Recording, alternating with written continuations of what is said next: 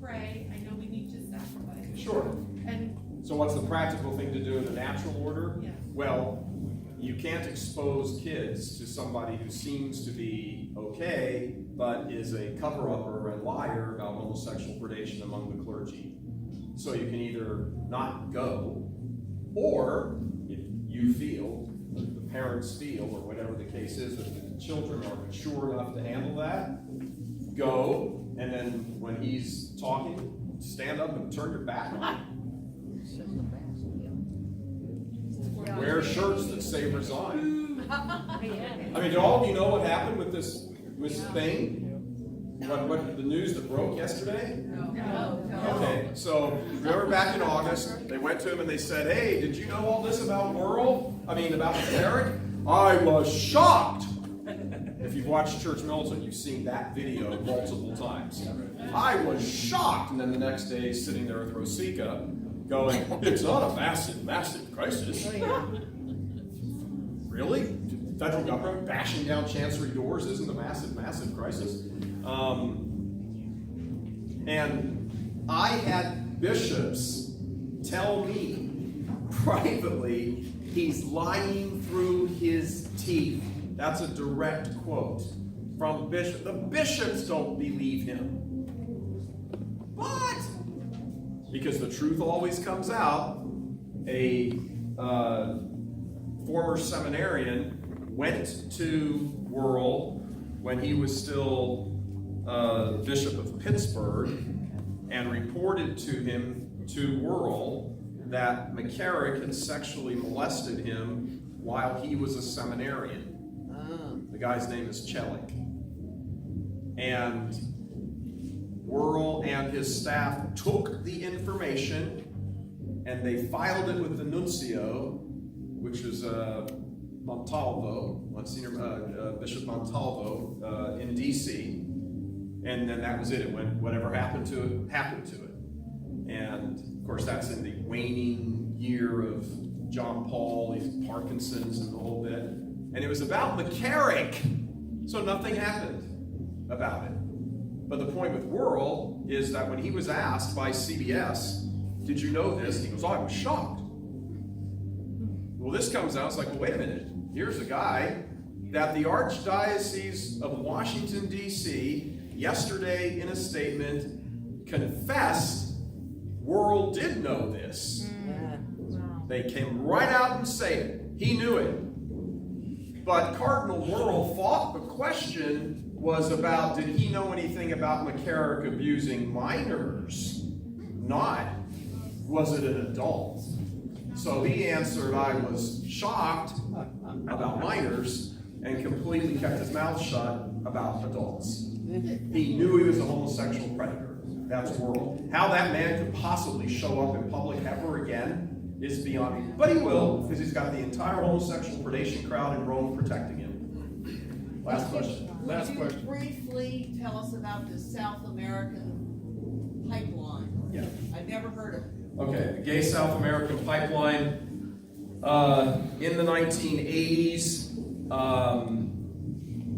they're two different things, but they're closely related. McCarrick and Bernardine were brothers in arms on all of this destroy the church stuff.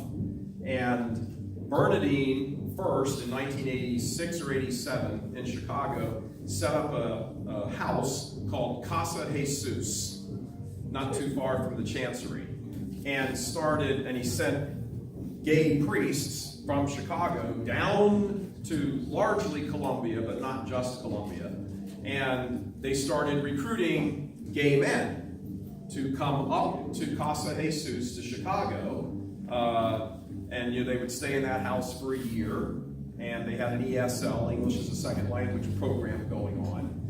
But read the we interviewed a couple of the guys that were in there. They said they're out at the gay bars all the time. That's what it was. It was a gay house, and many of those men went through and got ordained. When in 1988, McCarrick set up the same thing in Newark. Also set up a house there, and same thing. He sent recruiters down, and it was like, oh, this is cool. Look, we got We got a collection of, gay boys, and we bring them into the priesthood, bring them into the seminaries.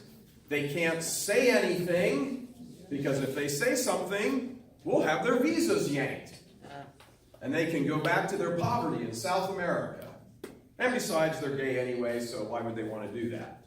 And so this whole thing begins, this sort of cycle of things begins. Chicago's stayed very close to it. It never, as far as I know, it never went beyond Casa Jesus. But what McCarrick set up in Newark was this great big huge thing that they started doing then in Hartford. They started doing it in Paterson, New Jersey, Hartford, New Jersey, and that's when, in 1991, Bishop Paul Mansell, who was Bishop of Buffalo, was like, oh, this is kind of cool. I'll do it too. And so he sent his priest, Father Gatto, who just had to be removed 2 months ago as rector of the seminary for homosexual predation. Gatto used to go down all the time to South America, to Colombia, and do the same thing and, recruit these guys and bring them there. And we got a memo, to your point about what do we know and what do we don't know. We had a memo from 1994, I think it was, 96, from Gatto to Bishop Mansell, who moved on to Hartford and really got it going in Hartford. Matter of fact, it was his gay seminarians that were in Holy Apostles Seminary that got raided, and the whole story came out and wound up on my desk in 2012, and now we're just able to say something about it. 2014 is when it hit my desk. It happened in 2012. So, yeah, evil, evil, evil. You gotta pray, you gotta fight, you gotta say what you know. You gotta say what you know, and you can't tolerate it anymore. Never can this happen to the church again.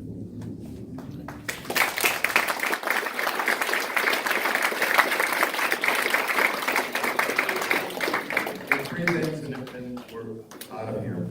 I'd like to announce the winner of this beautiful wood carving, carved from olive wood from the Holy Land by one of the few remaining Christians, regrettably, in the Holy Land. And the winner is, please come forward, Commissioner Edward Riley.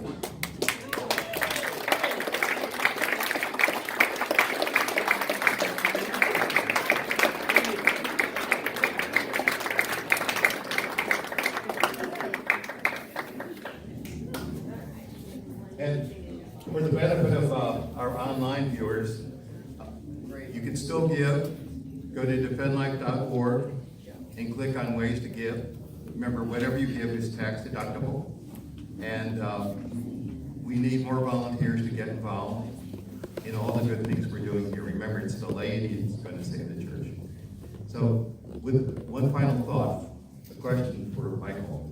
The gentleman next to me said, besides Bishop Joseph Strickland, who came to our networking sessions in Baltimore a few months ago, name 3 or 4 other good bishops.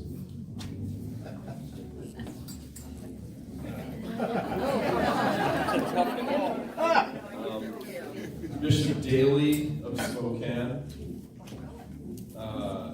Bishop Daly is the one who at the Bishops' Conference stood up and said, I have a question for my brother bishops. Do we all here actually believe the Catholic faith? Probably jeopardizing ending his career for good. Bishop Strickland, Bishop Daly,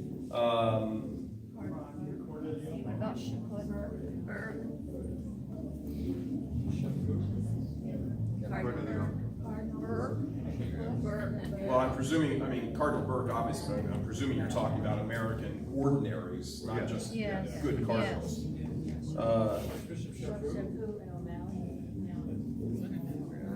He won't know how to answer. Bishop Finn.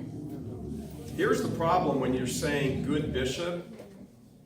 What's good? When you're saying good, what exactly do you mean? Do you mean somebody who's not promoting active sodomy among his brother bishops? Or do you mean somebody who believes the faith, lives the faith, preaches the faith, protects his seminarians, advances tradition in the church, hasn't bought into the Church of Nice garbage, has reverent liturgies mandated, doesn't have his seminarians forced to stand up to receive Holy Communion. And remember, when you're a seminarian, you may be wearing black and white, but you're a layman. You're a layman. Laymen should not be touching the sacred species, period. We're laymen.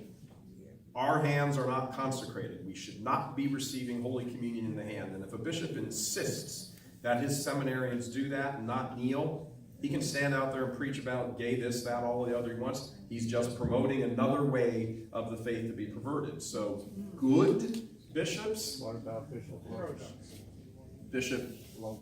Bishop Lopes is a good bishop.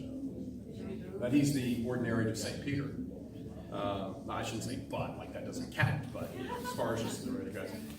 You know, you've got to remember most of these guys were in seminary in the late 1960s to the late 1970s. That is the heart of the malformation that went on. I mean, somebody yells out, you know, Archbishop Chaput. Archbishop Chaput worked on Jimmy Carter's campaign while he was in seminary. So he has since come out publicly and said, I shouldn't have done that, I was wrong, I was misled. You're like, okay, well, but if that's the formation you were receiving, and for years you believed what you had done was right until you saw the light, well, what other bad formation did you get? You know, he's a big supporter of the whole immigration thing. So, he's a big, is he as bad as many of them? No, but I mean, the question isn't who are the least sucky. The question is, who are the good ones? I mean, yeah. St. John Eudes, my final thought for you. St. John Eudes said that it is a sure sign of the anger of God when he sends his people errant clerics. Please lead us in prayer, St. Michael the Archangel. In the name of the Father, and of the Son, and of the Holy Spirit. Saint Michael the Archangel, defend us in battle. Be our protection against the wickedness and snares of the devil. May God rebuke him, we humbly pray. and do thou, O Prince of the heavenly hosts, by the power of God, cast into hell Satan and all the evil spirits who wander about the world, seeking the ruin of the souls. Amen. In the name of the Father, and the Son, and the Holy Spirit. Amen. Amen. Thank you all very much for coming. Thank you.